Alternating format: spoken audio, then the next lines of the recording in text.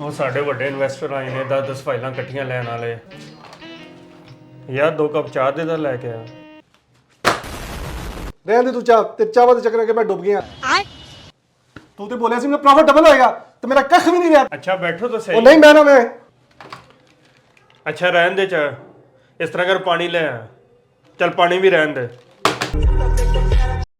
तो क्या आपके साथ भी इसी तरह से हो रहा है कि आपने जहाँ से रियल एस्टेट फाइल खरीदी थी वो अब आपको पानी भी नहीं पूछते? तो आपको परेशान होने की बिल्कुल ज़रूरत नहीं है। आपकी जो भी फाइल्स माइनस में या नुकसान में चल रही हैं, आप हमारे आर्केडियन विलास प्रोजेक्ट में इन्वेस्ट करके उसमें मर्ज करवा के बगैर लॉस के 1 रुपये का भी नुकसान किए बगैर तो आप 3 मरला 5 मरला 8 मरला या 10 मरला का घर हासिल कर सकते हैं। इसके लिए फौरी रब्ता करें। इसके बाद मैं लड़ाई छुड़ाने की कोशिश करता हूँ।